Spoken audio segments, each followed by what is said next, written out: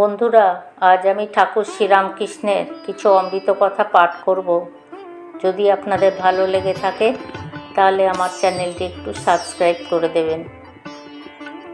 ঠাকুরকে কত হুঁশিয়ার হয়ে কলকাতার লোকের সঙ্গে মিশতে হতো।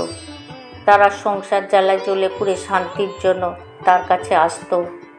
তিনি তাদের মধ্যে যে যেমন তাকে তেমন করে উপদেশ দিতেন। ঠাকুরের কাছে যারা যেত, কেশববাবু তাদের বলতেন, ওখানে অর্থাৎ দক্ষিণেশ্বরে এত যেও না, মাঝে মাঝে যাবে, নয়তো ফুটুস করে কামড়ে দেবেন একদিন। অর্থাৎ ঈশ্বর লাভের জন্য সর্বস্ব ত্যাগ করিয়ে নেবেন। কথা ঠাকুরকে বলায় ঠাকুর বললেন, কেন, আমি কি তাদের সংসার ছেড়ে দিতে বলেছি? এ করো ও করো, যোগ ভোগ দুই করো। বাবা, রক্ষা আছে কলকাতার লোককে সব ছাড়তে বলা, তাহলে আর আসবেই না কেউ। এক হাতে ঈশ্বরকে ধরো, এক হাতে সংসার করো। বলি তোমরা মনে ত্যাগ করো, তারপর আনাগোনাতে যখন বুঝতে পারবে নিজে এসব কিছুই নয়, স্ত্রী পুত্র পরিজন, তখন আপনি ছেড়ে দেবে। কলকাতার লোকেরা যাতে অমৃতের অধিকারী হতে পারে তার জন্য ঠাকুর খুবই ভাবতেন। তাদের নানাভাবে শান্তির উপায় বলে দিতেন। বলতেন, দুই একটি ছেলেপুলে হয়ে গেলে স্বামী স্ত্রীতে ভাই বোনের মতো থাকবে। বেশি ছেলেপুলে হলে কাজ বেড়ে যাবে, অবসর হবে না।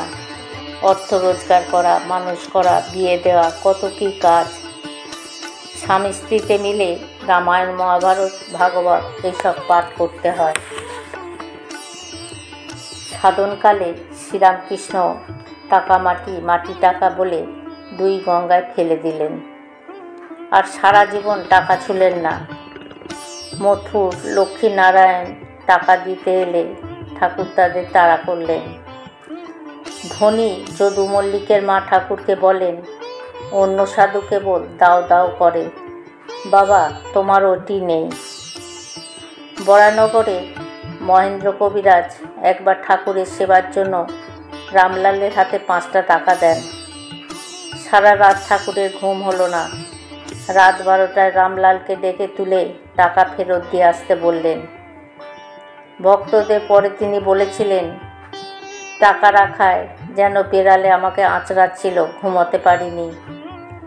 51 বছর টাকা স্পর্শ না করে কিভাবে ঈশ্বরে নির্ভর করে বাঁচা যায় তা ঠাকুর প্রমাণ করে দেখালেন।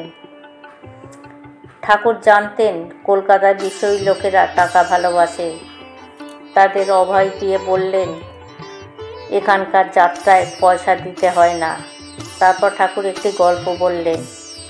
এখানে যাত্রা হচ্ছে, একজন দেখলে এখানে পয়সা দিতে হয়, অমনি সে পালালো। আর একখানে গিয়ে দেখলো সেখানে পয়সা দিতে হয় না, লোকেরা খুব ভিড় করেছে, অমনি কুনুই দিয়ে ঠেলাঠেলি করে মাঝখানে গিয়ে আসন করে বসলো আর বুকে চারা দিয়ে গান শুনতে লাগলো। ঠাকুর একদিন যদু মল্লিককে বলছেন, কি গো যদু, এত টাকা করেছ, এখনো টাকার লোভ গেল না। তাতে যদুবাবু বলেছিলেন, দেখো ছোট ভট্টাচ, ওর লোভ যাবার নয়। তুমি যেমন ভগবানের লোভ ছাড়তে পারো না, বিষয়ী লোক তেমনি টাকার লোভ ছাড়তে পারে না। আর টাকার লোভ ছাড়বে কেন বলো? তুমি ভগবানের প্রেমের জন্য পাগল হতে পারো, কিন্তু আমি যে তার ঐশ্বর্যের জন্য পাগল হয়েছি। তুমি সব ছেড়ে তাকে চাইছো, আর আমি তার ঐশ্বর্যের কাঙাল হয়ে টাকা টাকা করছি। আচ্ছা বলো দেখিনি ছোট ভট্টাচ, টাকা কি তার ঐশ্বর্য নয়? কথা শুনে ঠাকুর ভারী খুশি হয়েছিলেন।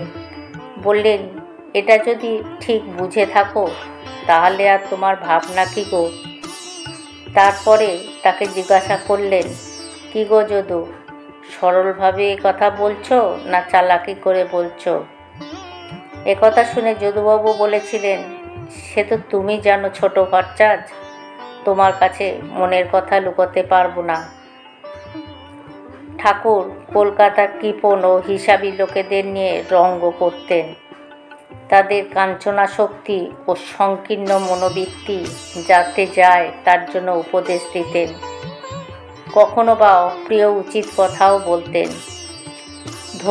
ধনী সুরেন্দ্রকে ঠাকুর ধনী জয়গোপাল সেনের সম্বন্ধে বললেন, যার টাকা আছে তার দান করা উচিত। জয়গোপাল সেনের টাকা আছে, তার দান করা উচিত।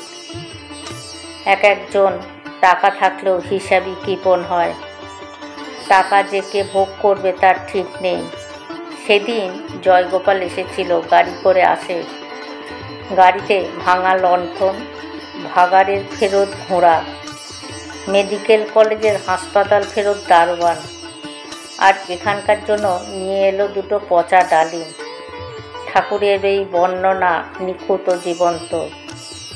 হিসেবি লোকেদের চিত্রগুণ করে তিনি ভক্তদের ঐরূপ হতে নিষেধ করেছেন। তারপর এলো সুরেন্দ্রর পালা। ঠাকুর তাকে বললেন, তুমি আপিসে মিথ্যা কথা বলে কও, তবে তোমার জিনিস খাই কেন? কারণ তোমার যে দান ধ্যান আছে। কৃপণের জিনিস খাই না, তাদের ধন এই কয় রকমে উড়ে যায়। এক মামলায় মকদ্দমায়, 2 চোর ডাকাতে, 3 ডাক্তারের খরচে, 4 আবার বদ ছেলেরা সেই সব টাকা উড়িয়ে দেয়। এই সব। বন্ধুরা, আজ আমি পাঠ এখানেই শেষ করলাম। জয় ঠাকুর, জয় মা।